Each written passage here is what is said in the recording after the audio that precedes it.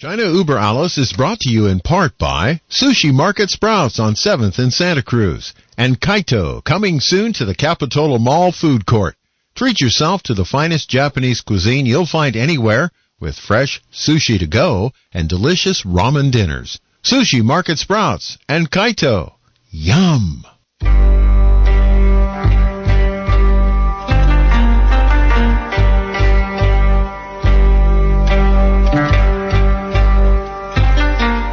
Welcome to China Uber Alice. I'm Bill Graff, along with my co-host Nan Su, a senior reporter from the Epoch Times, and Amy Howe, a survivor of the re-education camps from the Chinese Cultural Revolution under Chairman Mao. We have a terrific program for you today. We'll introduce our co-hosts, Nan and Amy. Hi, how are you? Okay, yeah, everyone, we're going to have exciting discussion today, and then we're going to talk about Oscar. Oh, really? That's it. The best picture, best actress, and as well as the best director all went to a movie. So, Amy, do you know the name of that movie? Yes, I know. I saw them come out when they won the Oscar Globe first. Yes, remember? That's No Man Land. No Man Land. Yeah, that's No Man Land. Yeah. Now, can you believe that she is the director of that movie? It's a Chinese American, and after she winning the Oscar Best Picture, the entire China's media war has been all silent. Wow, really? Yeah. Not even a word about it. And it's just all because 8 years ago, I'm not sure if you know that how long 8 years is. A lot of things can happen in the 8 years of time. But 8 years ago, literally 8 years ago, she made one simple statement. China is a country that full of lies in everyday life. I think that's the truth. I think she spoke about the truth. Yes, yes. And yet... Also, they remember that. They really remember that. Never forget. Yeah. Well, that's it. So that's what we're going to talk about. And also, we have exciting guests today. Yes, we do. An author who wrote a book about communist brainwash tactic. And David Master, he's going to join us in the second of the first hour. And, of course, before we jump in all that, we are going to have our usual segment, Amy Howe's story. Amy spent more than a decade of time in the re-education camp because of Cultural Revolution under Chairman Mao. So, Amy, what are you going to bring us today? And still continue the story. I will finish it. Probably this week and next week we'll finish. It's a long story. It's a tragic story. It's a love story. The beginning, I would say, is called the red camellia, the flower, and it symbolized the Yunnan purple, and then end up a weathered camellia, become a tragic story. And I had to refresh everybody's memory. And last week, I met 3 years later. I met May again. Under that 1,000 years old camellia tree, also is a blossom time. It's March, and so she told me she had to decide it and not to marry Lee because she under tremendous pressure. But she didn't want to tell me the details. She just crying, heartbroken, very, very sad because she loved him so much. She showed it to me, the love letter they wrote to each other, especially during he was in jail for 3 years.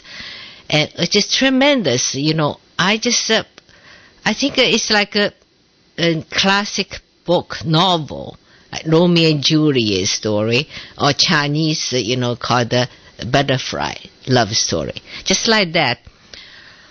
But I didn't expect that would be the end. And I asked her, she just cried so hard, she didn't want, she said, you're too young. I said, I'm coming here with 16, now I'm 19, so just tell me. She said, I cannot tell you the details. And they just forced me to make a choice between Lee and her mother.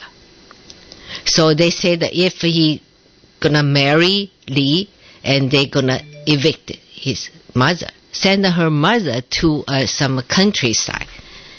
And her mother never do any farming, also very old age, and just cannot survive if, send her to die over the village. So she had to choose. And then she said the way how they, force her to make a choice is horrendous, but she cannot tell me.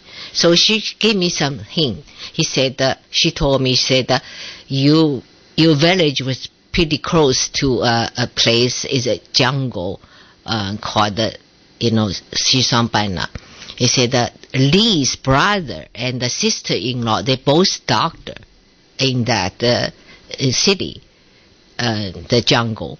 He said that you ever gonna visit them? I said, I'd like to visit them. He said that if you visited them, he said, they probably will tell you the story. So I didn't know, I didn't even think about it until, so can I tell you right now or later? So, that's few years later, the head of this department, they in charge the send down the re-education camp, and the head of that, and May was working. They select her to work in the called the Revolution Committee, and so she had to be Communist Party member. But that time she's not, because of Lee. So if she not to marry him, and then they will accept her as a Communist Party member, then she can have the position in the Revolutionary Committee. And so a few years later, May wrote a letter to me, said, this head of this department in charge you kids, they're gonna come in, and then they probably gonna forming a film studio under that department to reporting all the propaganda. Say the kids so happy, we are sent down, we re-educated, it's glorious stories. And they said, I recommend you. And so it's like a really exciting news, I'm gonna be to do the film, right? And join the studio. He said the reason is when I was 16, getting on train, I started writing a diary for that journey. It's a journey from Shanghai to Kunming, so it's 4 days. I rode a train was, not that stable, but I still ride every day where we went through. And mostly it's about the sceneries, because it's tremendous to me. Never been see those kind of sceneries. And then also related to some old stories, because my father was there during the Japanese occupation, the Burma Road. So maybe everybody know that. So have a lots of exotic stories, meet those people, and then he told me lots of that, and then Lee told me lots of those places. Then I read the book. The writer also talk about that the Pervin, is like a legend stories, fairy tale or something like that. And so they liked what I write. I sent it to my parents, and also I sent it to May. And so she think it's a good story for the diary. So she sent it to this their committee to in charge the send down and the youth. And they say they're gonna publish it in the internal newspaper. It's like a magazine kind of things. So they read it and they like it. They say, because I think I recommend that, so based on you can write. So they like, of course they add lots of like praising Mao, kind of stuff, right? So then you say you can. So I say, I was kind of excited. I said, well, that will be something new for me. And but the guy come in was surprised me, and he said, "Oh, I know May." He said, "Do you know her story?" I said, "What story?" And he said, May and Lee, they will live together, and she got pregnant. But they're not married because they arrested him. They just about 2 days they wanted to get the marriage certificate. And so they arrested him, put him in jail. So they never married. So she becoming illegally get pregnant, so had to get rid of baby. But that time in China, I tell you, you had to have a certificate from your work unit, they called, and to agree they can send you to the hospital. Otherwise, you're criminal. It's a criminal act, you know.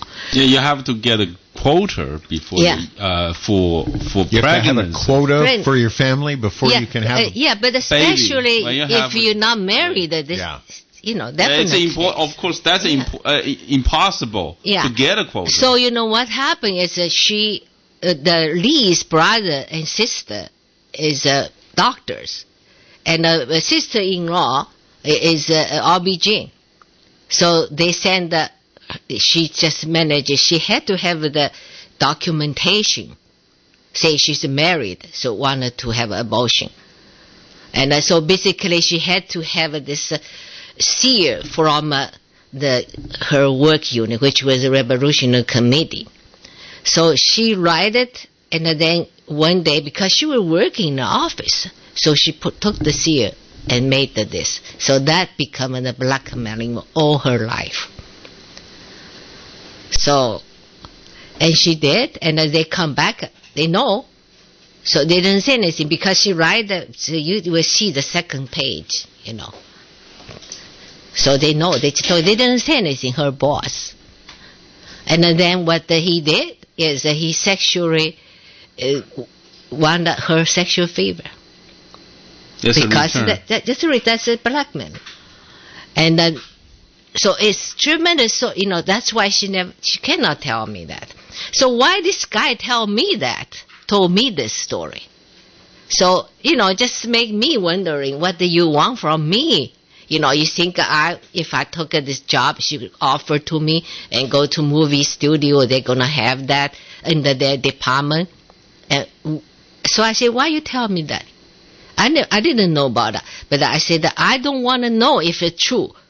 Because May is my friend, Lee is my friend. They were engaged. So what? They have a baby. Right?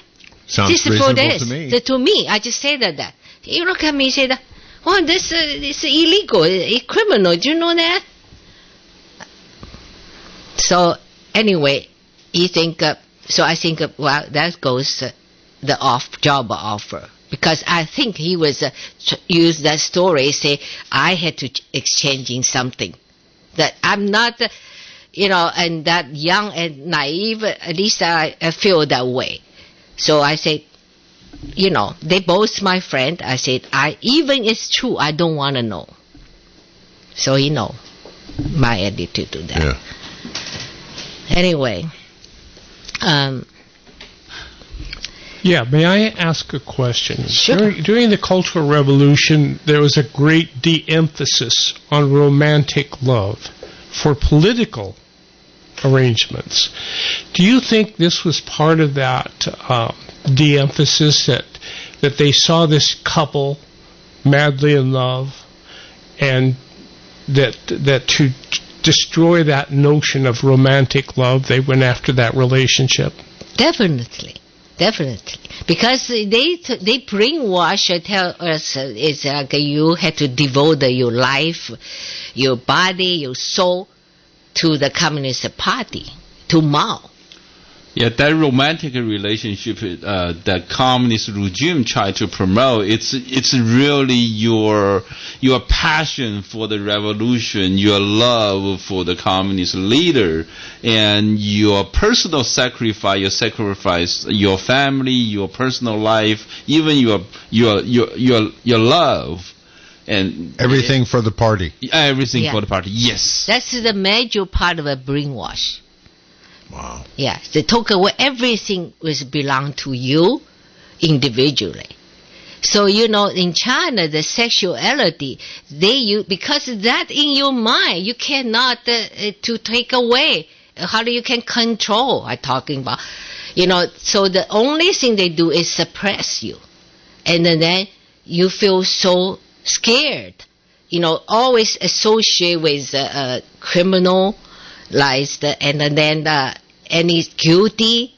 So you are a bad person if you do something like you fall in love, without the party's order. Approval. Yeah, approve. Not just they order somebody, if they want it, so you had to. So that kind of things.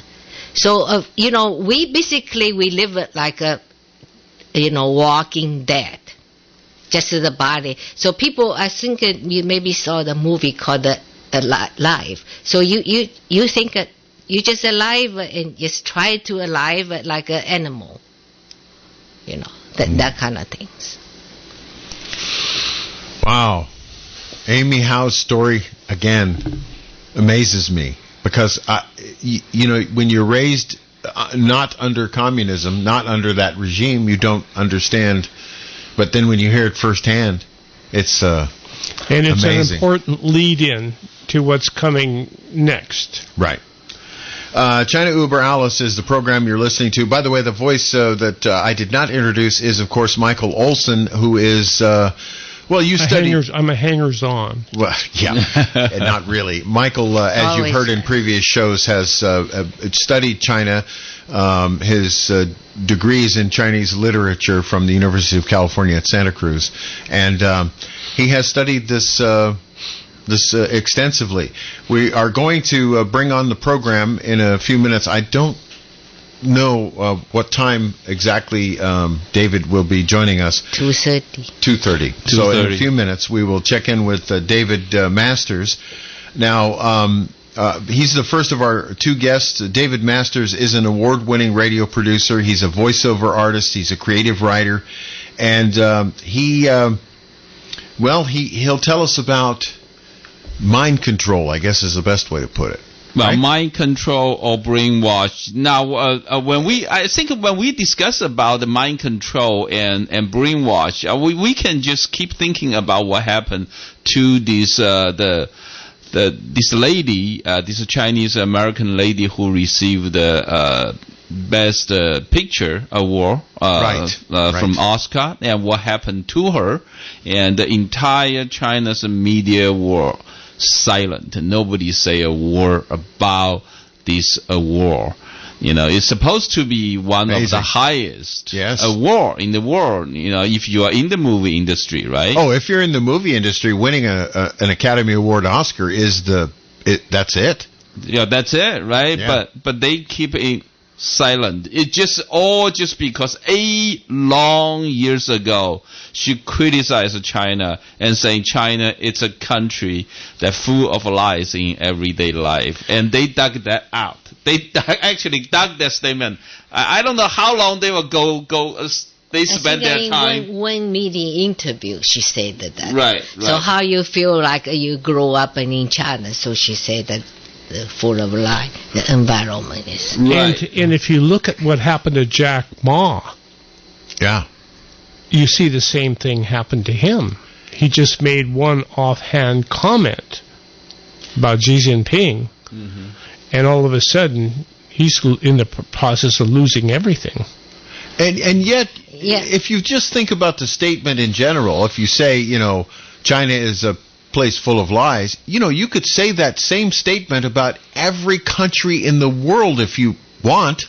I mean, you could say that there's lies in America and there's lies in, everywhere. Talk about this brainwash. I understand why the Chinese government reacted the way it did. I'm talking about it's a long term. Even I left China, I don't feel free because those brainwash really get to you. And you already get to your soul. Yeah, you feel. I'm talking. That's why Saturday I talked to the David Master because he wrote the book. I didn't know he wrote the book about this. I'm talking about people's inner thoughts. Right. I think third layer of the inner thoughts you always keep for yourself. The feels. You feel lots of things. And how did it happen? Because the brainwash Even you get in a free country. Sometimes I have a nightmare. I wake up, I say, so glad I look everywhere. Oh, this is America, you know. You really have that kind of feelings. But lots of times you're like, you know, you are the president of those brainwash, because you're not free. Even you come in a free world. So let me ask you a question. I've never asked you this, and I've known you a long time now. Do you now feel free in America?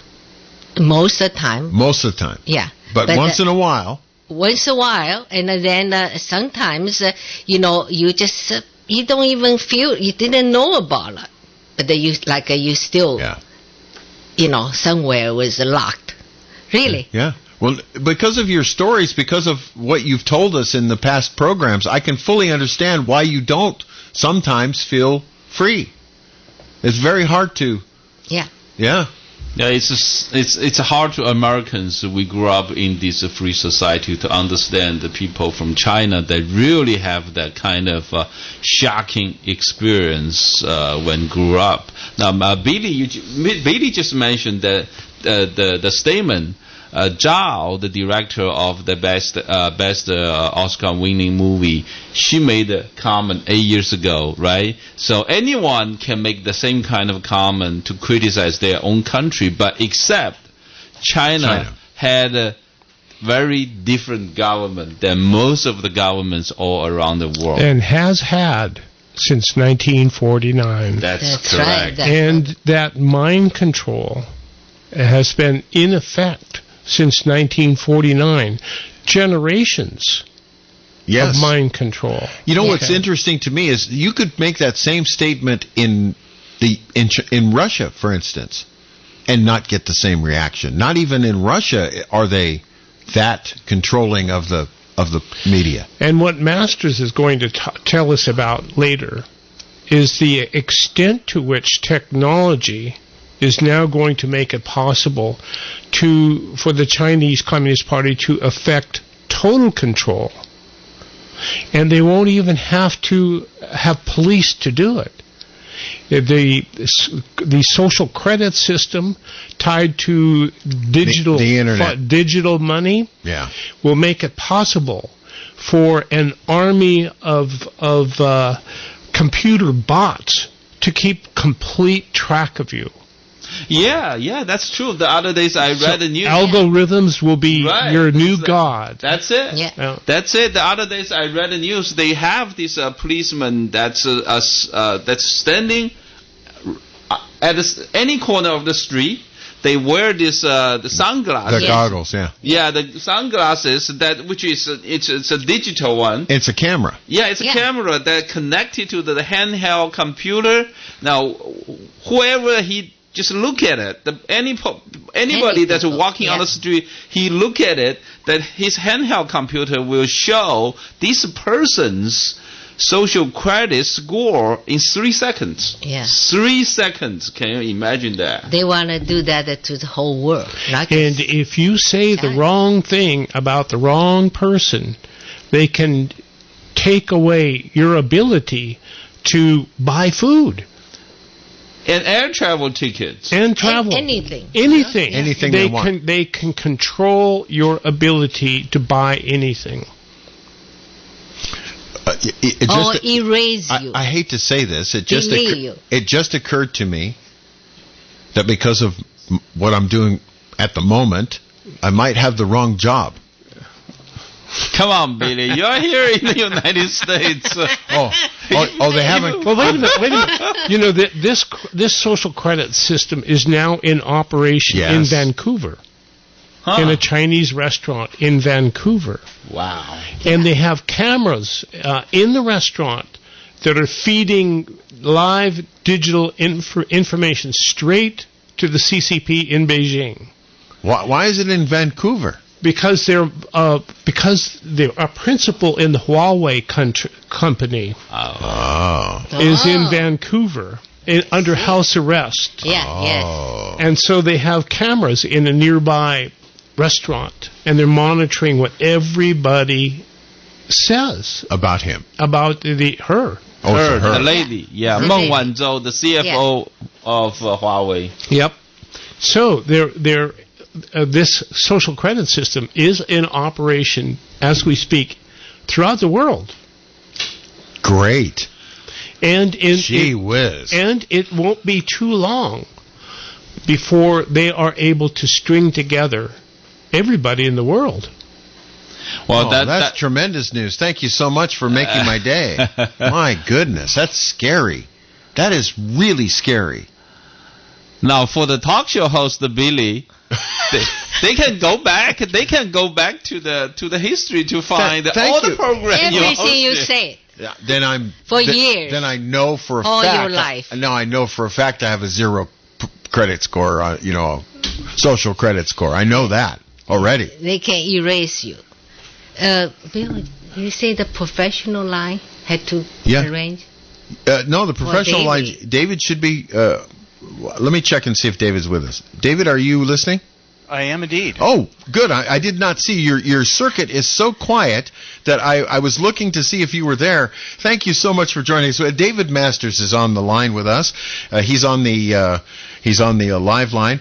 And let me just tell you a little bit about David. If you've just joined us, he's an award-winning radio producer. David is a voiceover artist. He's a creative writer and a radio host. He's the author of a book, How to Escape the Prison for Your Mind, How the War Between Good and Evil is Waged in the Battlefield of the Mind. And he joins us on China Über Alice. Thank you for being with us. We greatly appreciate your time. It's a great pleasure and an honor. Thank you. Listen, we've been talking, you've been listening, obviously, about a very scary subject, about mind control. Tell us what brought you to write the book in the first place. Well, that's an interesting question, and many people who listen to KSCO know of my dad, Roy Masters. He was a good friend of Michael Zwerling, and he had been doing radio programs for him for over 20 years on his Saturday show. But my dad was a professional hypnotist in his early days, and one of the things that he discovered was that people are already hypnotized. And that is the problem with the world. And the thing that causes us to be hypnotized more than any other thing is stress. And what happens is when we become subject to whatever force of stress we're dealing with, once we react, stress begins to control us. And so when you look at systems such as a communist system, the first thing to understand is that these people are constantly in a state of duress. And this is where the war between good and evil is waged inside the battlefield of the mind, because fear and stress create a perfect storm for mind control. And that's what we see happening in America today. As you probably know, the president's attorney, Rudy Giuliani, his home was raided early yesterday morning. They seized all of his electronic files and his computers and everything. But this is a shot across the bow to tell everybody in America that if you had been involved in supporting President Trump, we're coming for you next. And so they take a person who is extremely high profile, and of course they've been after Rudy Giuliani for a long time, but he's a guy who people understand was fighting for the president, and now they've made him the poster boy for what happens, the retaliation of the Justice Department, the Biden Justice Department, for standing up and trying to, tell the truth about what happened to the president in the last election. The fact is that they're coming for everybody who doesn't kowtow, who doesn't bend a knee. The whole woke society that we're living in is an extension of a communist mindset. And I got to tell you, if you don't understand how dangerous stress is, this is a kind of stress that is weaponized stress. It's absolutely weaponized. Wow, Nan, you've been reporting on various ways the communist government suppresses people for years. Does David's book, how does that jive with what you know? Well, what I have is I have a number of my book delves into the Hegelian dialectic, which is the way mind control is affected in a society, and it also goes into the communist book of I'm always struggling for this one. the manual on psychopolitics.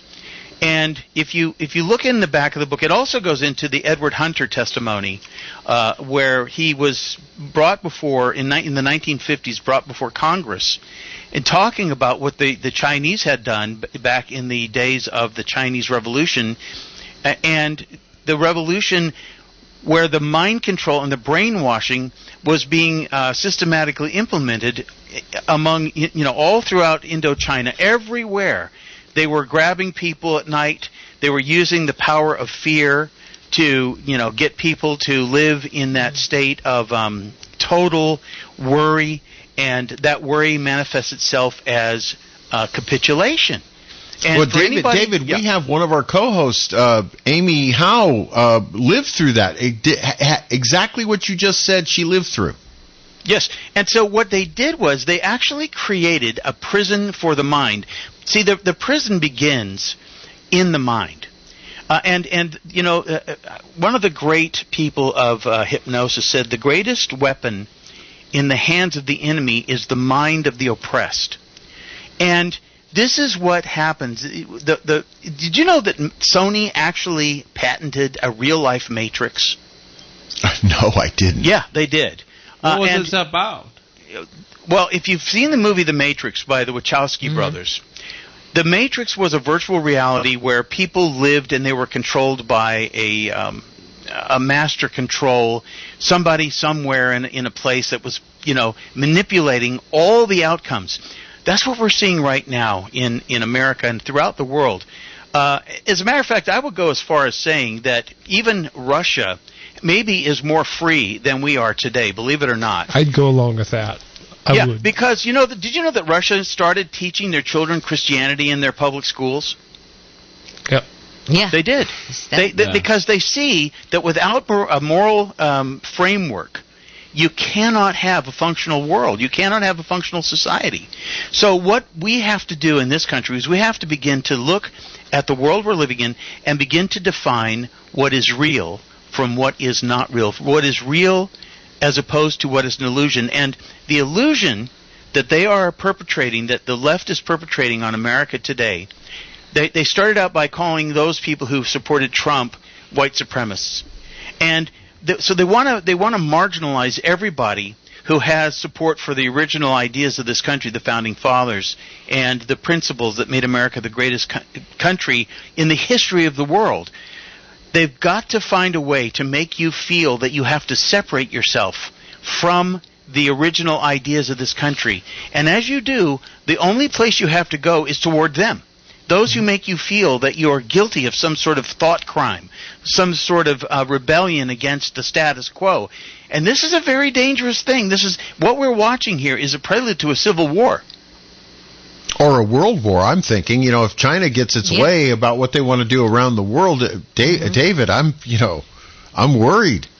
Well, you see, and absolutely right. I mean, we're on the verge of that. And the real thing, though, that we have to maybe look at, and people that are listening, we talk about communism, we talk about mind control and brainwashing, but here's the problem. The average person is afraid to accept the idea. And this is where the matrix comes in. They're afraid to accept the idea that they're not in charge of their own life. That, in fact, from the time that they were children, and even their parents, when they were children, something happened to them. They were handed over to authority figures called teachers. And in that process, those teachers were systematically influenced by the National Education Association, which was infiltrated by communist change agents decades ago, many decades ago. And as a result of that, those people, and especially in universities, we all understand that universities are 80 to 90% leftist professors and people who are completely America haters. But the children were handed over to these authority figures, and in the curriculum, they started building in the mind control mechanisms, getting kids to refocus on an agenda which has nothing to do with what made America great, which is actually the counter opposite, the total polar opposite of what made America great, which is that human rights are all that really matter, and being woke and having sympathy for people who are less advantaged. save the planet, the what do they call it, the climate apocalypse that's coming. What they've done is they've taken us and they've made us refocus our attention, especially through the school system. And by the way, I never had my kids in a public school. I always had my children in Christian schools and in private schools because I understood that those teachers had the minds of those children, and they were imposing those strange ideas on those children from the time they were little. So you look around you now, and you wonder why the world is going upside down. You wonder why people knew that when they were voting for Biden, he already had told us what he was going to do. He's going to radically transform our country. 60% of the people in this country were snow-jobbed by this guy, this little frail white man who said, I'm not a radical, I'm a moderate. This is the lie that was perpetrated by the media, but now look what's happened to America. The mind control had been effected many decades ago, and now this is the result of it. Hey, David, You're right on the point. David, can I ask you something? Yes. I've had this discussion off the air with Michael Olson about how our views have changed as we've gotten older as men in this country. You know, we started out being a little more liberal, you know, in our thinking, and what you were talking about, our schooling and college and all of that. And as we've gotten older and built a house and started to pay taxes and all that, we've gotten a little more conservative as we went along. Do you see that as that natural tendency to want to protect what you've amassed as you get older?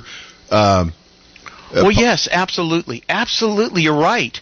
But the problem is, look at what we've done. We've invested our lives in materialism. And at some level, you know, we exchange our life force for the things that we acquire. We acquire a car, a home, a relationship, our kids, you know, our neighborhood. We exchange the life force that we have by going to work and by, you know, creating a certain degree of individual wealth. And so, of course, we're going to be, you know, invested in that. But remember, if we go back to Nazi Germany, many of the people who saw the rise of Adolf Hitler had the same problem. They were deeply invested in their, you know, in their workplaces, in their communities, in the things that they had acquired over, you know, a struggle of life. And do you know that there were only about 40,000 people that escaped before the Nazis took over and put people in concentration camps and put them on trains and shipped them off to the terrible killing places where they were systematically murdered. 40,000 people, though, realized what was happening, and they got out. But you see, this is where we're at. We are trapped by our own success. And we don't even see it that way. We only see that, you know, we think, oh, this is the life that we've built. Nobody's going to take it away from me. But guess what? It's all built on sand. Because every time that you react to a news story, every time that you look at the world around you, and you say, oh my gosh, you know, what's happening to our world? Every time you get emotional at any level about that, and you begin to systematically be inundated, and therefore what happens is the sand beneath your feet begins to erode, and you begin to fear. And because below fear is doubt. Well, am I on the right side? Maybe I'm not on the right side. You see, they will win this war of attrition by getting one person at a time to believe that maybe their belief and their holding on to their guns and their Bibles and everything else that used to represent what America was, maybe those things are the things that are the problem. And when they've done that, they don't have to fight a war with you. They already own you. Yeah, David, I was talking about you, just right on the point, talking about the education system, the school. Yes. 39 years ago, 1982, I come into the United States, enrolled in UC Berkeley. So that time, boy. yeah, Wow. I didn't know, because Yeah. it's a very good school. I was so happy, you know, they can accept me, right? But I got there, first week, I had to change my mind. Get out. The reason is that time I have a book called The Life and Death in Shanghai. And the author is the same as my last name, so Zheng. So that anyway, so they asked, is that your relative or something? And I say, no, there's so many people with the same name, you know. And then they say, if that story is true, I say, yeah, of course. It's true. I read the book, you know. Wow. And then they say that you are brainwashed by American propaganda. I say, what are you talking about? I just got here. I was living through, you know, how can you say I've been brainwashed? What kind of American propaganda? He said, Voice America. I said, I did. I listened to Voice America. But they also talk about, the book talk about Cultural Revolution. I've been through everything personally. Now, if you think I not exist, I stand in front of you. Right? But Yes. the professor and then all the classmates, so they all laugh at me. They say I'm brainwashed by the American propaganda. Wow. So I just decided I'm not going to go to that school. I just come back. I went to San Francisco. I enrolled to a private school. I have to pay more, but I work for it. So I just little by little. Well, what it is that you were aware enough, you were awake enough to Yeah. understand what was being done to you. I want to read to you a paragraph from my book. My book is How to Escape the Prison for Your Mind. This is from Edward Hunter, 1956, his book called Brainwashing. It says, brainwashing is a system of befoggling the brain so a person can be seduced into acceptance of what otherwise would be abhorrent to him. He loses touch with reality. Facts and fancies whirl around and change places. However, in order to prevent people from recognizing the inherent evils of brainwashing, the Reds pretend that it is only another name for something already very familiar and of unquestioned respect, such as education or reform. The education system was the Achilles heel. It was the weakness of our country and they knew it. Because teachers have a tendency to be progressive. There was a time, in America when we had one-room schoolhouses and they taught Jesus in the morning and reading, writing, and arithmetic, and that was about it. But as the years went by, every single institution in this country was quietly infiltrated by communist change agents. And to this very day, there was an article recently in the Wall Street Journal about how the Chinese communists have bragged that they are now influencing every major think tank in America. So the infiltration has never abated. It has been ongoing. And even, we have a Catholic school in my little neighborhood here where I live in Oregon. It is a prominent school. And on that campus, they have a Confucius Center that the Chinese communists paid for. You see, they even put their symbology and their the little shrines to their beliefs. And I think Confucius was an amazing philosopher, but within that, that is like the invasion of the body snatcher's shell. They also inject into it all of the philosophical underpinnings of communism, and communism is a form of alternative. You could call it a language of evil, but we don't see it as such. We only see it as the progressives see it as the new way. They see it as an enlightenment. So it is not only it's not really what we think it is, but there's a counterintuitiveness to it. And once a person is broken, again, when they begin to convince you that you're wrong and they are right, the only place you have to fall is into their clutches, and they then will take you and condition you to go out and be a change agent in every other person's life that you ever come in contact with. David, with you spend so much time in your life investigate and research on the brainwash and trying to the mind control. Do you think there's any way, with all the investments pouring to China from the West, do you think there's any way the Chinese communist regime will change in the future and give up their mind control? Because never. No. They can't. If you've ever watched the TV show Star Trek, you will be familiar with a group called the Borg. Yes. And the Borg are what I call the hive mind. All the Borg have been assimilated, into the system of the Borg, and they all refer feel to it as the collective. The collective, that's right. And in the collective, they all feel the same, and they all think the same things at the same time. They are, how can I say this? They're integrally linked. So all of them are coming from the same mindset. And here's, you asked me, well, can we take back control? Yes, I believe we can. But in my book, the question is it too late to take back control?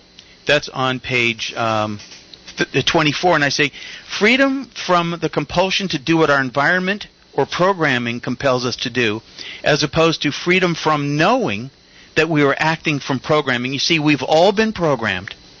Every single person, with the exception of those who have been liberated from their programming. And those who have been liberated are people like us. We're talking about mind control. But people who have not been liberated, who are in that hive mind, in the collective, they think that we are crazy, just like Amy was just saying. They called her brainwashed because she didn't see things the way they do. So we are in a very, very dangerous environment. Every single time you turn on the TV, even, no matter what, on the radio now, the woke, the propaganda coming in from every angle, trying to influence your thinking and drag you away from reason and logic and into a shame-based existence. They're trying to get you to believe that there's something wrong with you if you don't see things as they do. David, you described perfectly how Chairman Mao and the CCP were able to turn the Red Guards loose on China. And Billy made mention of how as we grow up, we kind of lose those thoughts and start thinking about ourselves.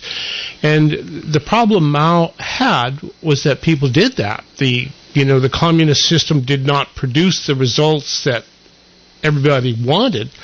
So people started drifting away from it.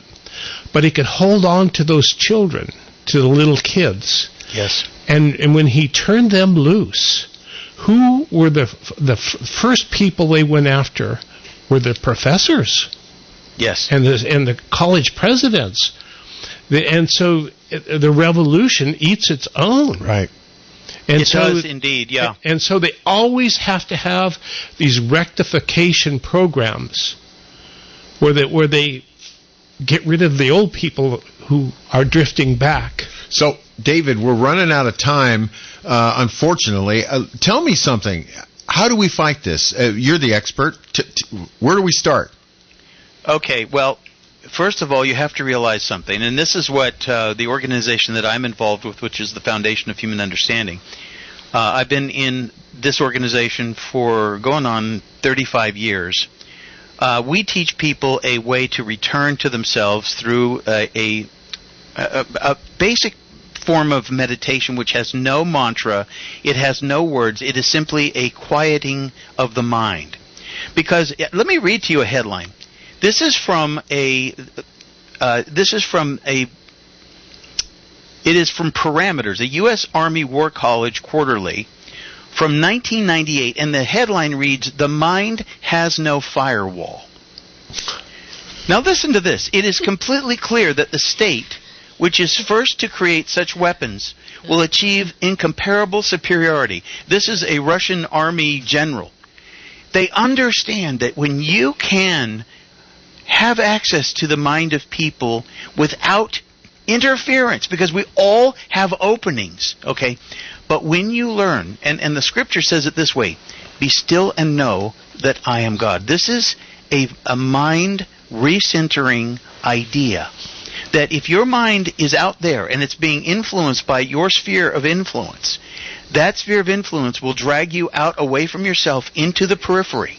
And in there you will be lost forever. But when you come back to being in your center again, you will be free from those influences that will otherwise drive you mad. People commit suicide. I mean, during the COVID lockdown, the suicide rate was higher than in World War II. Because people do not know how to deal with the stress of all this going on. So I'm just telling you this. My book is all about the understanding the nature of mind control, the mental matrix that we all live in, and as you awaken, This is the whole point of my book. You awaken, and the mental matrix loses its control. How you do are we, free. How do we get it? How do we find out more about that? The book. Okay, so my book is available on Amazon.com. It is on Kindle, so if you have a Kindle, you can have it read to you. It's 200 pages. I spent 10 years researching this book, and so it's both in paperback and on Kindle. David Masters, we want to thank you so much for being on our program today and telling us a little about mind control and how we can fight it. Well, we I'll greatly tell you what, appreciate it. Stop reacting. Start free acting. That's it. All right. Thank you so much. We'll hopefully we'll have you on the program again. I'd love to come back. I'm sorry. I'm long-winded, but I only have one chance to maybe free some minds. So sounds good. Listen, we'll try to book you on a future program. Okay. Very good. Thank you so much. All right. We'll be right back on China Uber Alice. Satisfy your hunger with a fresh, prepared, twice daily grab-and-go sushi you'll find waiting for you at Sushi Market Sprouts, 2 blocks from the beach at 300 7th Avenue in Santa Cruz. Fresh, delicious, and oh so good. Hello, I'm Junko, and I look forward to serving you at the Sushi Market Sprouts. Hey guys, there is some important news that all men should take very seriously. Your prostate health. Are you urinating more frequently? Are you waking up at night to urinate? Are you sick and tired of prostate pills that just don't work? Sound familiar? If you are one of the millions of men with prostate problems that are driving you nuts, there is some great news. Prostagenics is the all-natural product that beat over 157 other prostate supplements in lab tests and was rated the #1 most powerful prostate supplement in the world. #1, because it works. So why not try some Prostagenics, and your prostate troubles will be a thing of the past. You'll get a great night's sleep and stop waking up in the middle of the night to go to the bathroom. To get your free bottle of Prostagenics, call now 800-600-2020. That's 1-800-600-2020. Take advantage of our 90-day money-back guarantee. Call 800-600-2020. Do it now. Chef Ben here from the Back Nine Grill and Bar at the Pasatiempo exit, where we serve the very best house-ground burgers in Santa Cruz County and possibly the world. Come in Thursday for the Outlaw Burger and a pint for only $15. See you at the 9.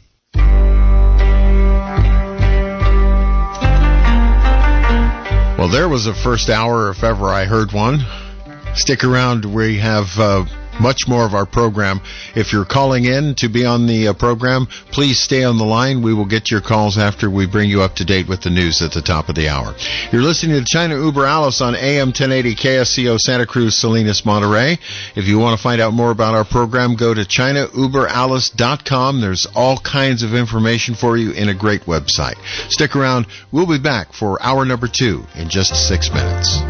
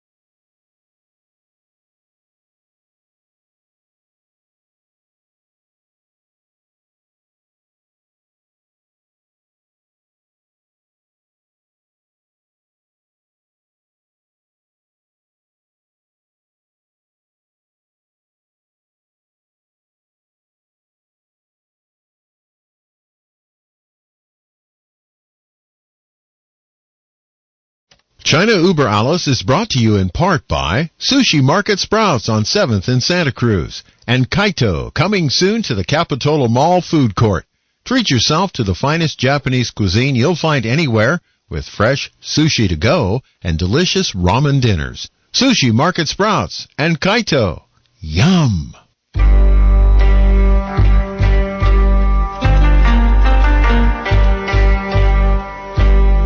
Welcome to the second hour of China Uber Alice. I'm Bill Graff. I always do this wrong, and I'm going to do it right this time. Amy Howe is one of our co-hosts. Put her first. And Nan Su. Now, Nan pronounces his name Nan now, but I understand when you first came, you were pronouncing it Nan. That was how it's pronounced originally in Chinese. But so I had it correct all this time. Yes, after I came to the United States, everyone calling me Nan. So I was totally convinced that Nan must be better. Well, anyway, whoever you are, I'm glad you're here. Let me clarify something ahead of time. For those of you who were listening and to Michael Olson. Well, Michael Olson, we were going to get to you in just a moment. Didn't work, did it? No. But that's okay. If you'll hang on, I got to get this information out here because apparently, according to our call screener, Sam, he told me that a lot of folks did not get the name of the author and the name of the book from the first hour, and I want to get this out there. So pull out your pencils and your writing pads. The name is David Masters. That is the author. He is the fellow you heard in the first hour talking about mind control. He's an award-winning radio producer, a voiceover artist. He does a whole lot of other things. He's also an author. And the book's name is How to Escape the Prison for Your Mind. How the war between good and evil is waged in the battlefield of the mind. David Masters. Actually, if you just type David Masters in on your favorite search engine, his book and all the rest of the information about him will pop up. Michael in Amazon. Yeah, you had to do Amazon, yeah. Then you put the name. Otherwise, can somebody else. Yeah, Amazon. Google. Well, isn't that true with everything? Amazon, if you have to type in Amazon first before. No, for the book. For the book, right? Exactly. Now, we want to welcome. Well, he's not really a guest. He's part of our family. That would be Michael Olson, the voice you heard there. Your guest family. Yes, you're not my guest family. You're part of our radio family here. And actually, part of our radio family has also joined us on the telephone. We call her Mrs. Future. I guess we could call her Mrs. Future right now if we wanted to. Son, you are there with us today. You want to talk about... you want to talk about a movie, don't you? Yes, a documentary that fits in perfectly with the first hour and the subjects of mind control and all of the things that David Masters and everyone were talking about.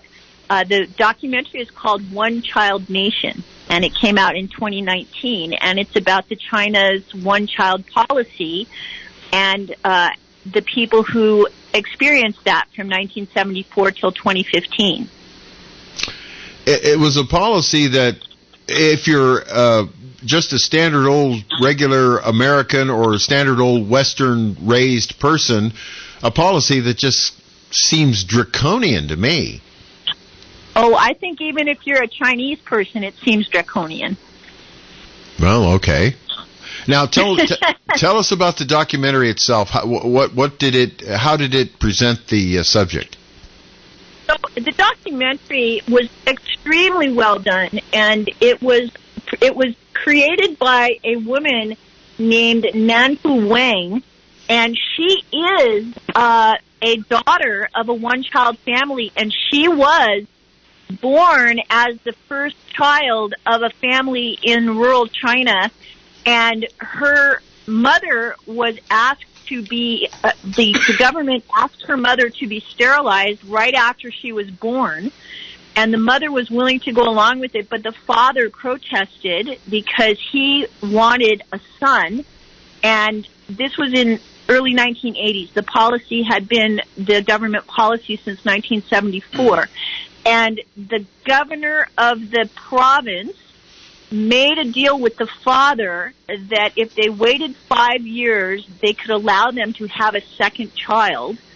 And so they did. And this author, Nansu, grew up with a brother at a time when everyone else was from a one-child family. And so she came to America, and in 2017, she started doing a documentary about being a one-child Chinese person in the year that she gave birth to her child here in America, having the freedom to choose how many children she wanted to have. And so it's a really personal and powerful documentary about the one-child policy. She interviewed all kinds of people in her own family, in her village where she was born. She interviews her brother. She interviews the general who was in charge of enforcing the one-child policy.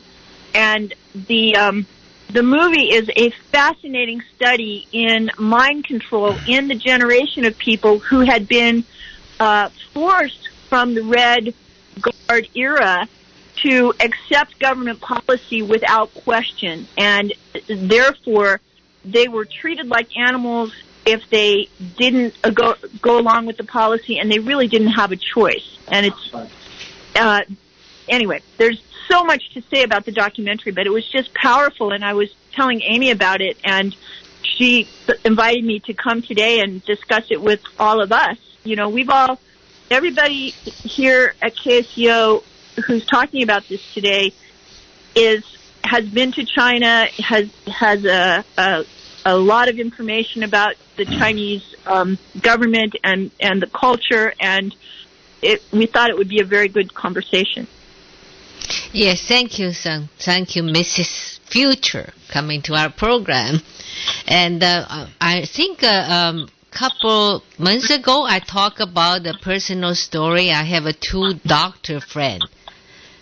doctor friend. They both was victim of this one-child policy because they both allergic to the birth control pill. So they had to put the diaphragm.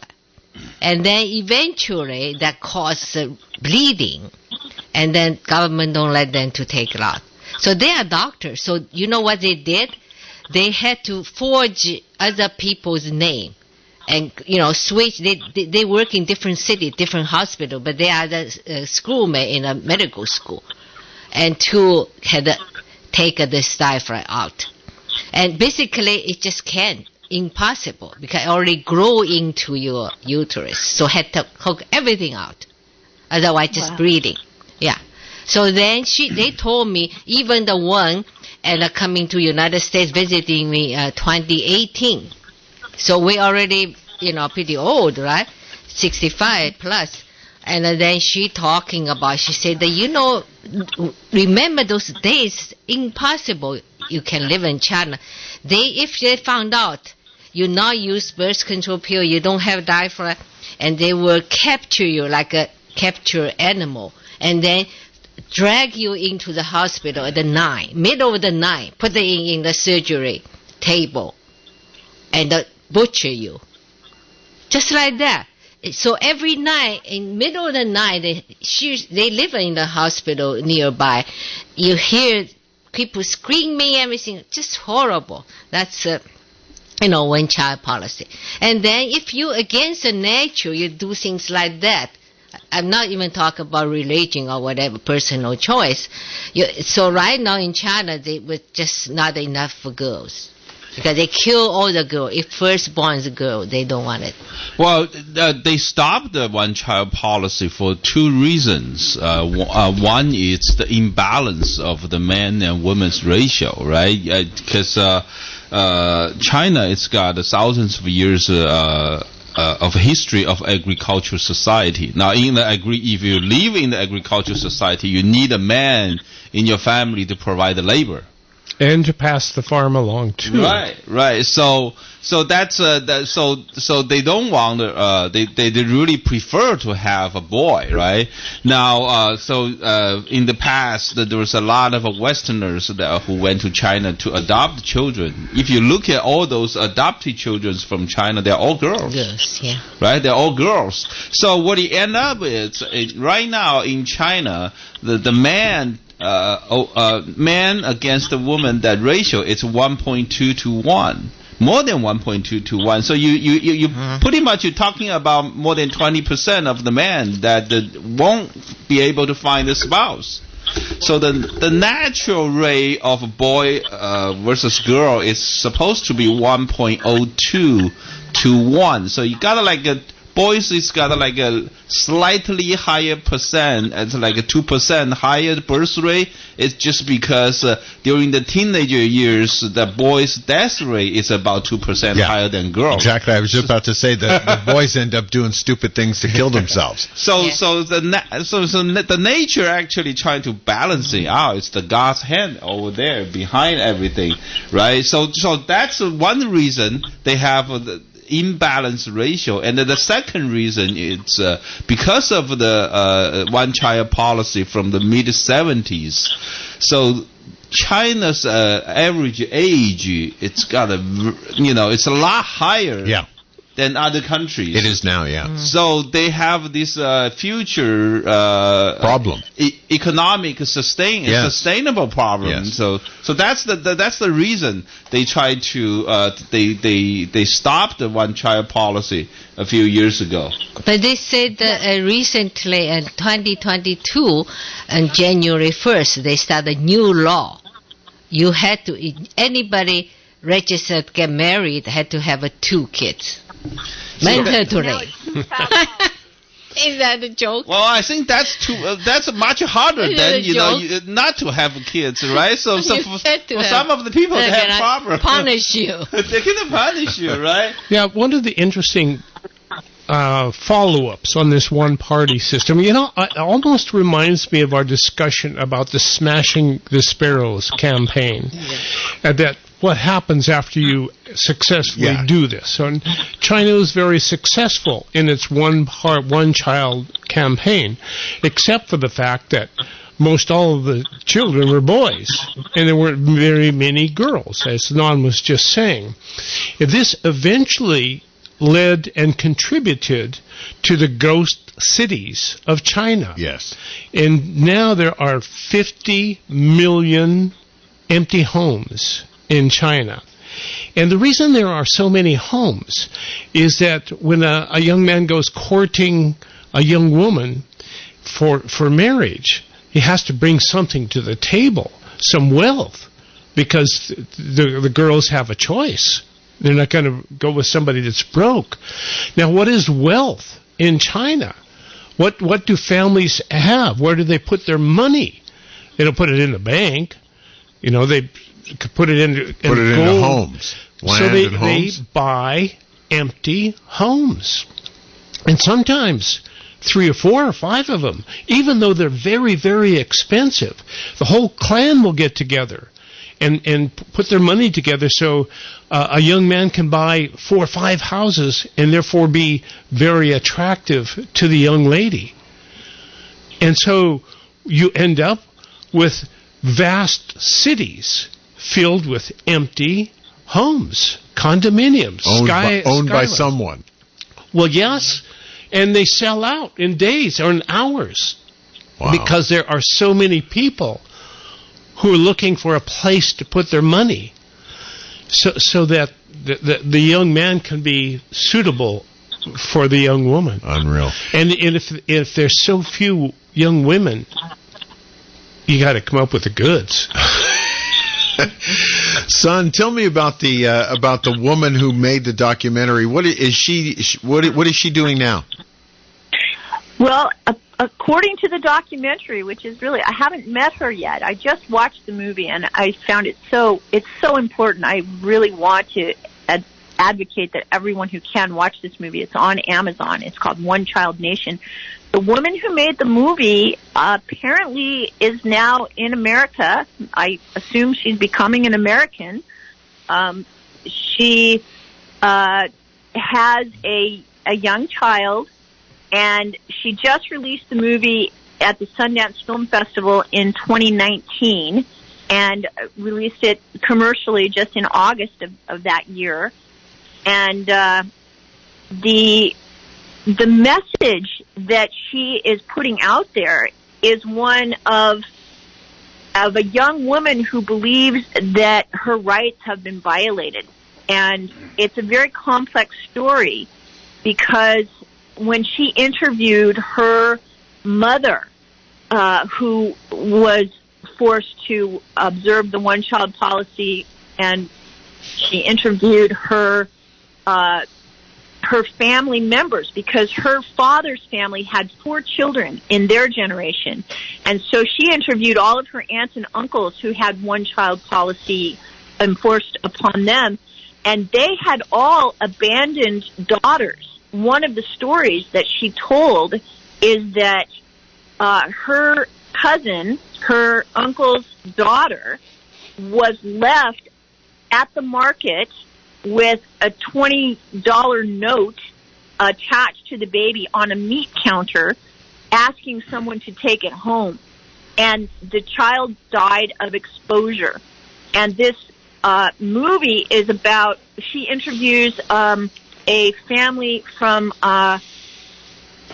southern China that was before, most of the Chinese adoptions that started happening occurred in the 90s.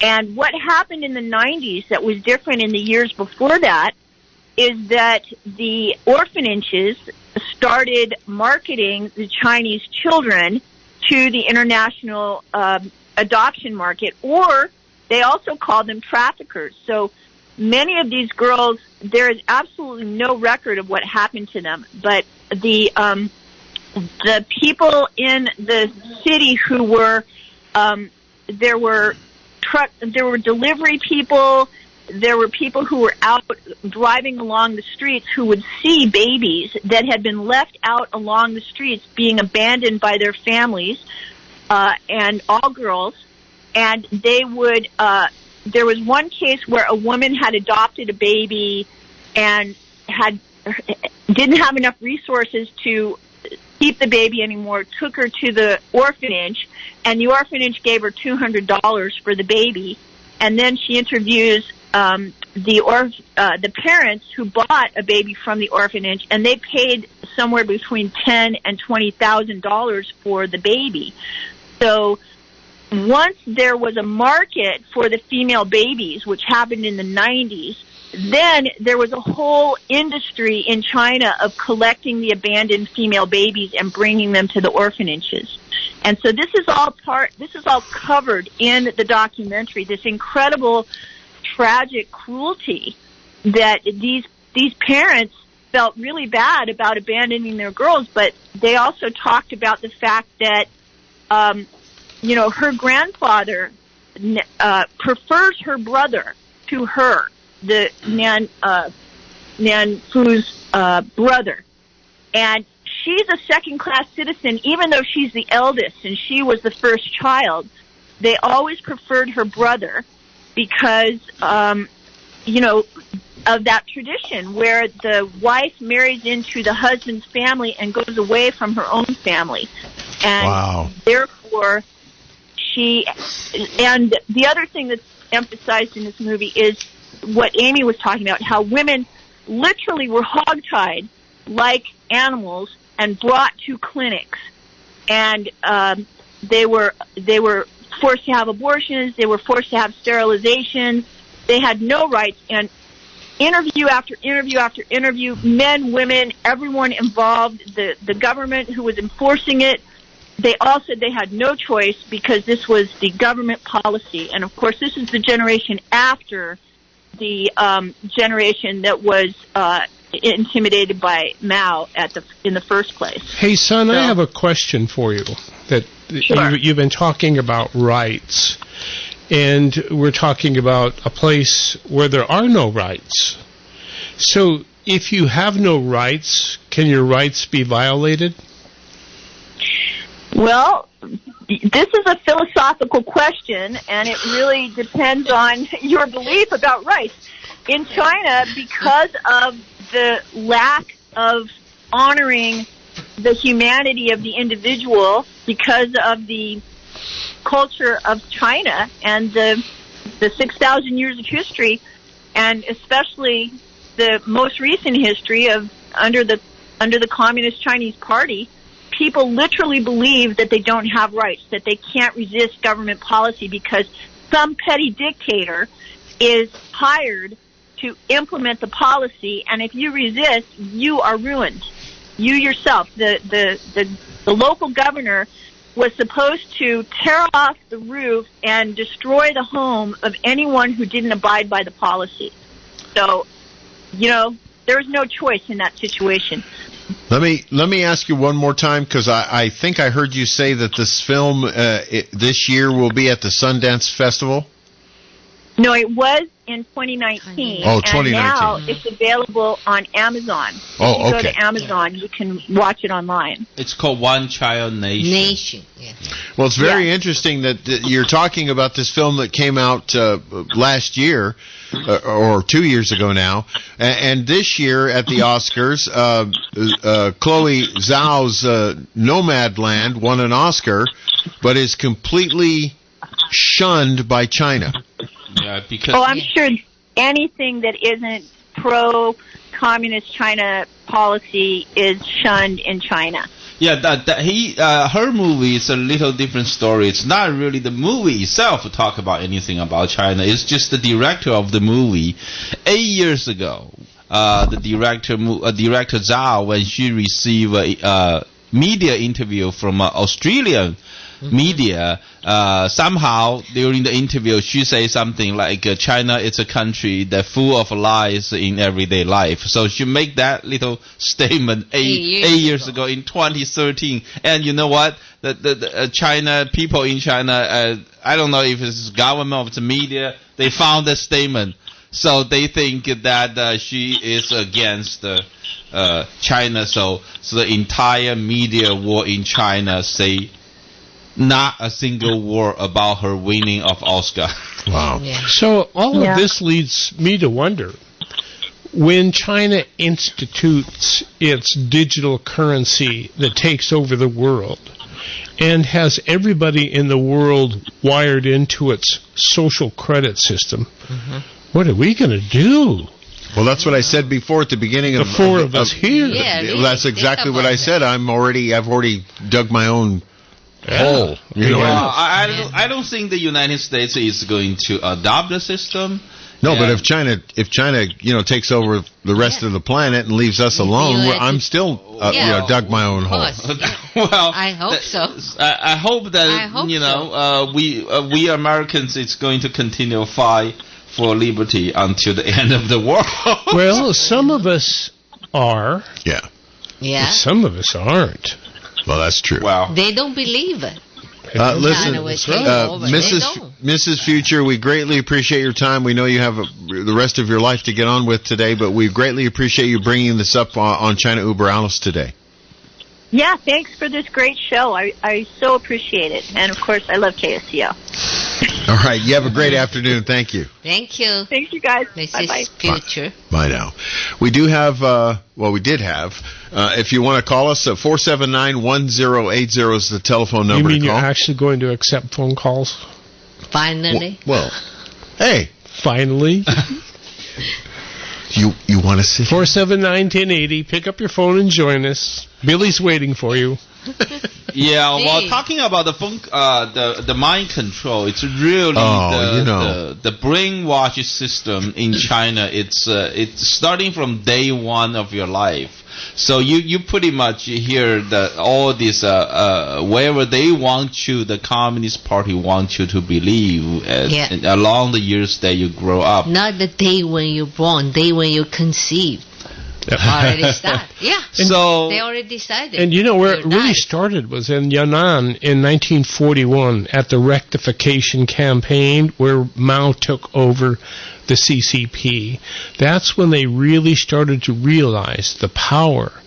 And it started with self-criticism sessions. You take your Mao, the writings of Mao, you sit down and you read it together, and then you criticize yourself for your failings. And this is how for it you started. not failing, for you disloyal to Disloyalty, Communist yeah. Party animal. You Yeah. confess. You confess. Oh yeah, you confess self-disgrace, and then probably the rest of your life. Well, will if live you- with the guilt. Well, if you don't really do a lot of self-examination, Yeah. or you relearn the things. I remember 1989 when I came to United States, because that was like only 5 months before the Tiananmen Square massacre. That was something that turned my entire world upside down. So after that, I opened the book.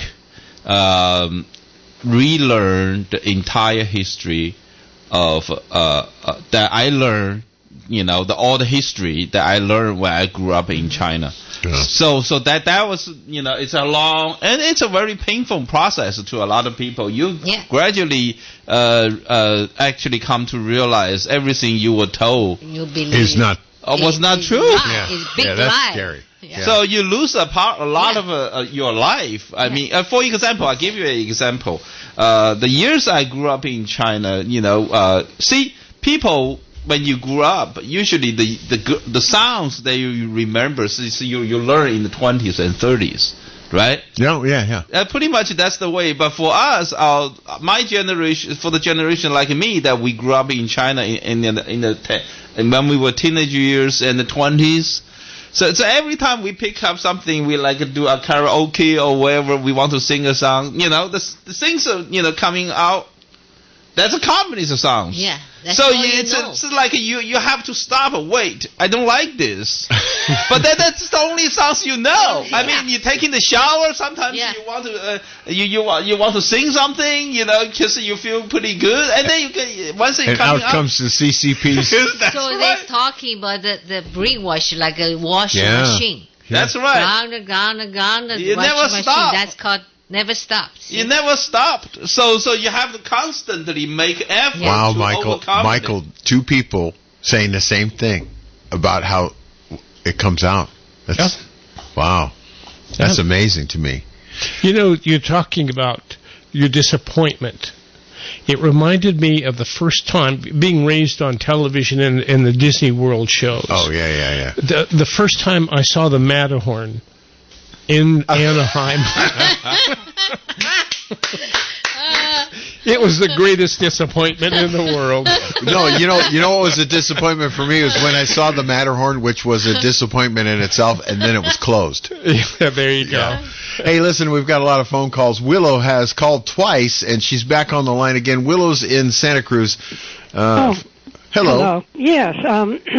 This is in response to David Masters' experience and his father, and I heard that report recently on KSCO, which was very interesting.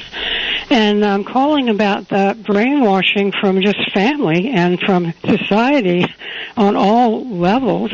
And I feel like I experienced it. I'm going to make this quick, but my family made my father out to be some sort of god because he rose, like they used to call it Horatio Alger. It was a myth of rising out of poverty and becoming famous and so forth. And my father had been born in Mississippi, very poor, and anyway, he rose, got a college degree, became a lawyer, and everybody worshipped him in the family. Meanwhile, the family's very dysfunctional, and I'm trying to figure out what to make of everything. And so my father ends up blowing his brains out when I'm 15 years old, and nobody talks about it. And I'm, as a child, wondering why did this happen? Nobody talked about it. And finally, I just tried to find out. It kind of bled over into everything in my life, and I started thinking, can I believe this person? I went to church, and the man who was trying to be my surrogate father, who was a part of the church, he tried to seduce me. I'm not making this up.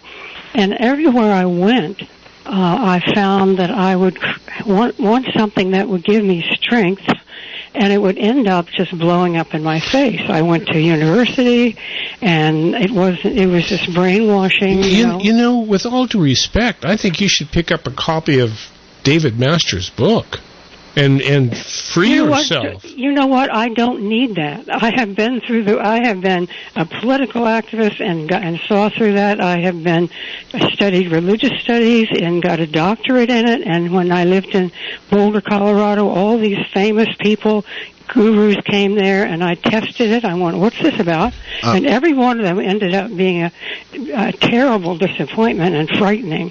So I don't need to read the gentleman's wonderful book.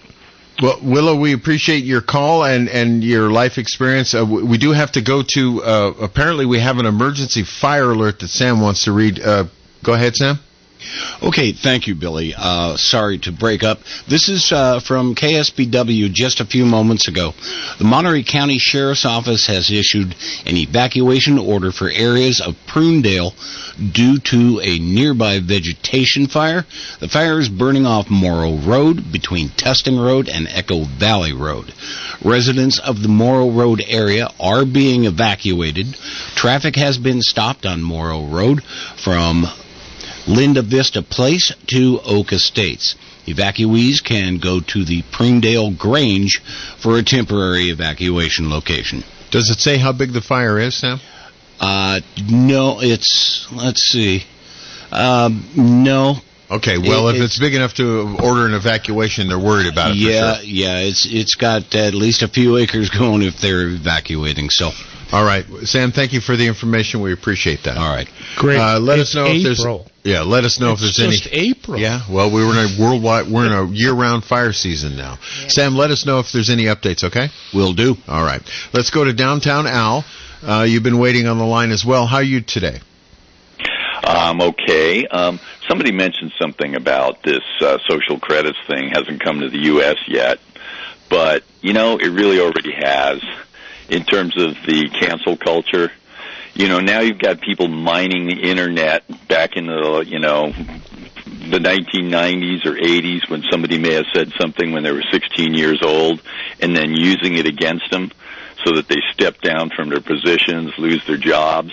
Or maybe even worse yet, maybe there's people that are being manipulated by something that was found and then they're threatened to behave in a certain way.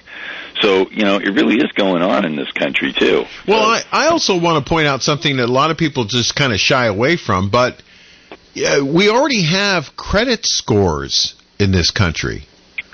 And, go to the bank with a less than stellar credit score and see how well you're treated.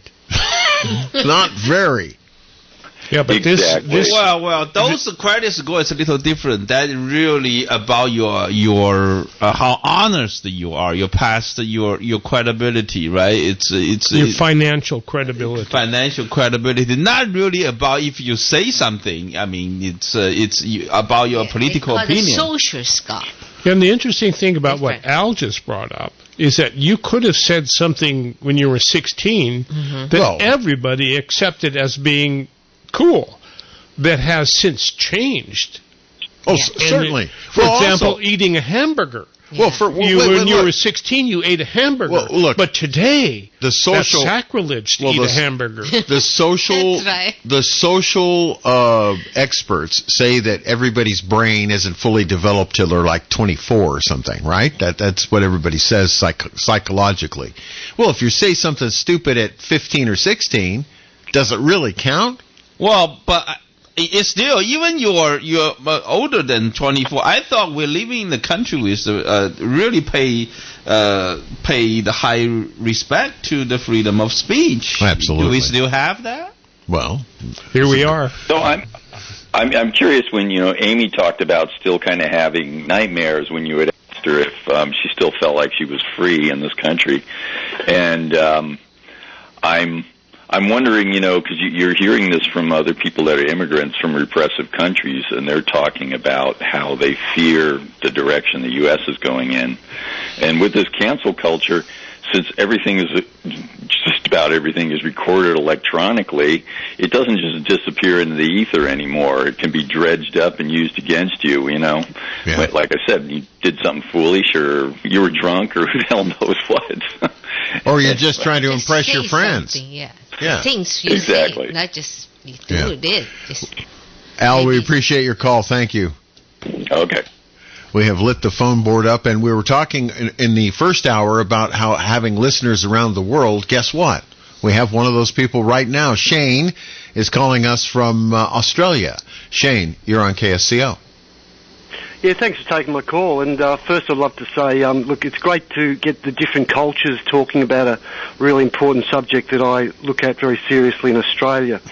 I've been looking at the generational social psychological conditioning of generations within the Australian social system for a couple of decades now, and I see a real serious problem with children being groomed, not just in China or America or in all countries, and it's in with these gaming machines. And there's a lot of evidence now in my field work and in science that, this is right in front of our eyes, that, these children, this new generation, are being groomed to have pokey addictions, to have other rotten behaviours that are in these games.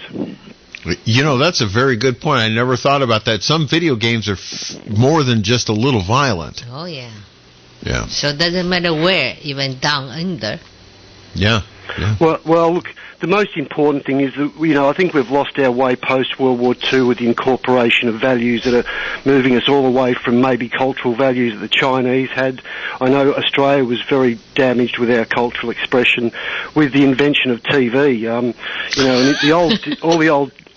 all the old people used to say is the TV was, I'm an older person in my 60s, but all the older people used to say the TV, because we still had a bit of belief in Jesus and, it was a Christian social system, and they could see that the values that were coming through the TV were abhorrent to really expressing good values and good community expression. Oh, I'm all for blaming it on TV. You should listen to the radio. Well, radio is the greatest, I can talk to you across the world right now live on a subject that the media and our governments seem to be very lost in trying to get new generations into behaviours that I will and we should all fight against. And, the radio, with Michael's station, I'll set up a group here to try to keep your radio station going, because your radio station's a lighthouse for human consciousness. That's what I really believe. And, that's my own personal thing. But you talk about subjects we cannot talk about in this country. And, I'm sort of banned by talking about just evidence that children shouldn't be playing up to 12 hours a day violent video games, which the average male child in Australia is doing right now. They should be out in the backyard playing it with a box and a stick or something. With their imagination. They should be out developing their imagination. Look, I have to say, your country has more opportunities for outside activity than just about any place I've ever seen. Yeah, you can play with the kangaroo. Well, since the end of World War II, obviously with the huge introduction of corporate, the foreign corporate system, we've had devastation to our natural marine and environment on land, and our fauna and flora need our populations to be more valued instead of just using it for some destructive mechanism.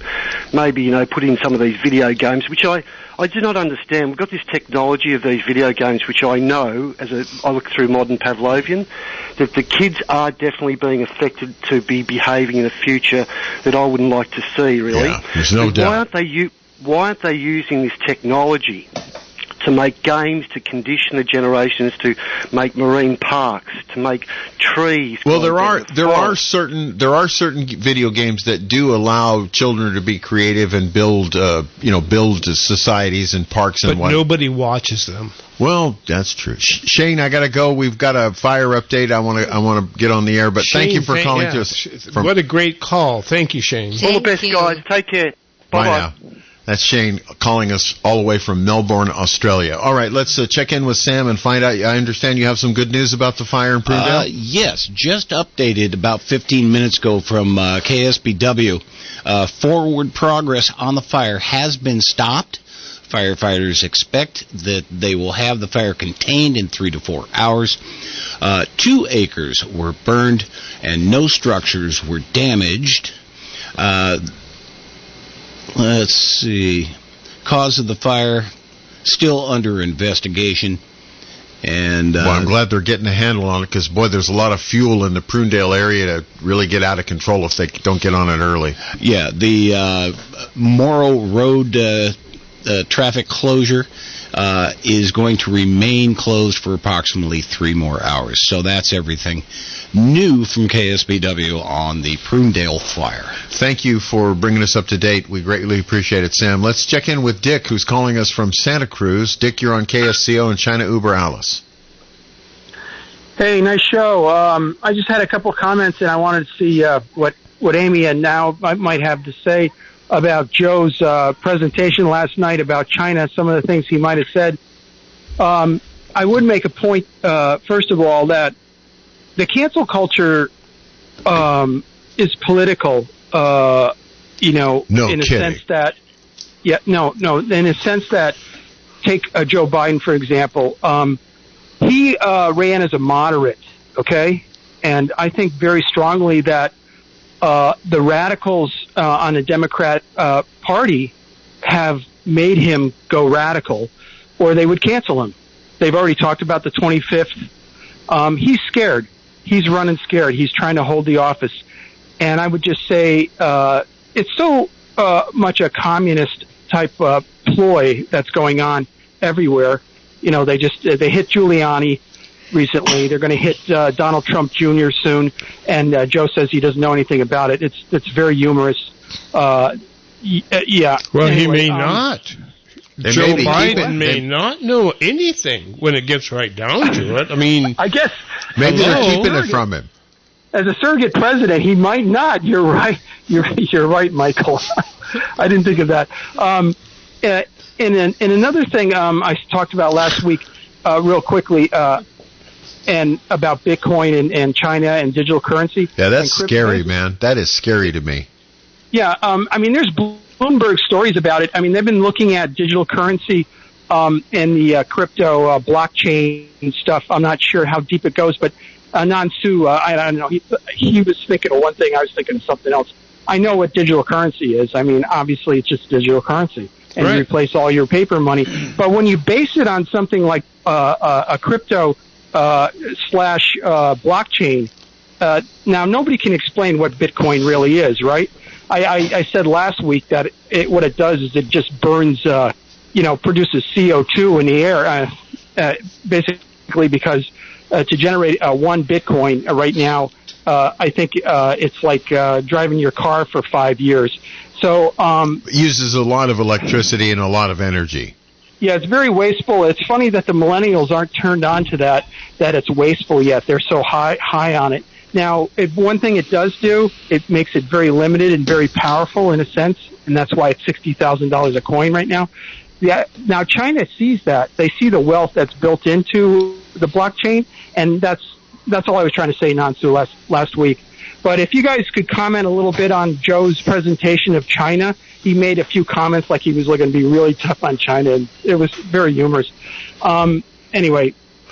Dick, we'll ask you to listen on the air if you would. Your phone is sort of dropping in and out. It's got some weird little artifacts. I'm not quite sure what's going on. Is that an internet phone you've got? Well, it's over Wi-Fi. Oh, yeah, there you go. I think you're losing some bandwidth there, but we'll let you go, and we'll have Nan talk about it on the air, okay? It's probably China. Okay. It's not a Huawei phone, is it? Hey, did you guys see Bourne Insurrection last night? Jason Bourne? Pretty soon they could just blank out all our minds and control us. So. Oh, let's not. I don't want that to happen. Talk to you later. All right, Nan. Well, thank you for calling. Regarding last night, I listened to President Biden's speech. I would say President Biden had two things pretty much successful in his first 100 days, and both of them are as the continuation of Trump policy. One is the making the vaccine. Right, so that was a huge effort that started from the Operation Warp Speed, and then so that's continuous success, and then also his China policy is kind of like a continuation of and that's surprising to me, actually. Right, because because of his Secretary of State Pompeo, right? Exactly. Pretty much the last day he was in office, he made this genocide statement about the Chinese regime has been doing in Xinjiang area against the Chinese Muslims. So far, it's more of a lip service. That's the only thing that's so far making me feel disappointed. I'm just hoping he can be more active, take some action. Like President Trump was like, okay, we're going to raise the tariff. Boom, it's right there, right? So I'm hoping that I don't think it's going to happen. No, and here's why I don't think so. And we've seen twice now how Xi Jinping and the CCP have treated the Biden administration. Yes. We have two good examples of that. The first example is when Biden sent diplomats to Beijing to plan a conference that they were going to have in Alaska. And how did the CCP greet? You're not qualified. No. They met the American diplomats at the airport, and they put COVID probes up their rectums. Now, if you were going to humiliate somebody... I'm sorry I didn't hear that story. I'm glad you told me about that. If you were going to want to humiliate somebody... that's a good way. I can think of no better way than that. Yeah. So take that, Joe Biden. Then they said we're not qualified. Then in Alaska, when our diplomats met with the Chinese diplomats, and our diplomats started giving the Chinese diplomats a bad time about the Uyghurs. Yeah. And the organ donors and on and on and on and on. The Chinese diplomats looked at us and said, you have no right to make any comments about no qualification. You have no because you've been killing black people for decades. And that has been the Democrats' lingua franca. That's been their money, is the accusations of racism. So the Chinese diplomats took that and shoved it right up the same place they put the thermometer. The thermometer. The thing about it is that two wrongs don't make a right. And that's one of the first things my mother, Mom, it's, and then she would say, two wrongs don't make a right just because that. No, but it sure took away the argument. It sure shut up our diplomats. Well, what really bothered me about that whole exchange when the Chinese and the American diplomats got together was when they literally said to our diplomats, you're not qualified to speak to us. Yeah. So this is what I'm hoping. I'm hoping that President Biden's China policy is going to be. He will make some decisions to do something, just like he passed the two stimulus bills, trillions and trillions of money that's being printed. If he can do that kind of same kind of thing, actionable item on China, I'm really eager and looking forward to seeing it. Well, you know what they say: actions speak louder than words. Let's see what gets done. Hey, listen, we're almost out of time here. I do want to not go to the break late because I want to get all our sponsors in. But I have had This is a fascinating discussion today. I've had a great time. I really have. You're listening to China Uber Alice. Once again, if you want to find out more about our program, if you just joined, if you just found us out of the ether, go to ChinaUberAlice.com. There's the explanation for the program, all the information, past shows, all kinds of stuff, our guest lineup, all that's there. Jonty's done a great job with our website. We'll be right back. Satisfy your hunger with a fresh, prepared, twice daily grab-and-go sushi you'll find waiting for you at Sushi Market Sprouts, 2 blocks from the beach at 300 7th Avenue in Santa Cruz. Fresh, delicious, and oh so good. Hello, I'm Junko, and I look forward to serving you at the Sushi Market Sprouts. This is the Monterey Bay, teeming with 525 fish species. Washing away paint into storm drains sends particulates into the bay, increasing the turbidity or muddiness of the water. This in turn clogs the gills of our fish, restricting their breathing ability. Ed Doyle Eco Painting does whatever it can to help, using drains connected to water treatment facilities and wrapping paint tools before disposal. 831-325-9810. Ed Doyle Eco Painting. Coast Paper and Supply is a local, family-owned supply business right here in Santa Cruz since 1948. They've been proudly serving the Central Coast through this COVID-19 pandemic. Sanitation is a serious concern during this pandemic, and Coast Paper and Supply is open to offer you the widest selection of janitorial supplies to be found anywhere. With their excellent selection of quality products and customer service, discover why many local businesses, schools, and households choose to shop at Coast Paper and Supply. You can find Coast Paper and Supply at 151 Josephine Street in Santa Cruz, open weekdays 8 to 4 p.m. Or you can give them a call at 831-423-3350. You can also check out their website at coastpapersupplyinc.com. That's Coast Paper and Supply, keeping local businesses and households supplied since 1948.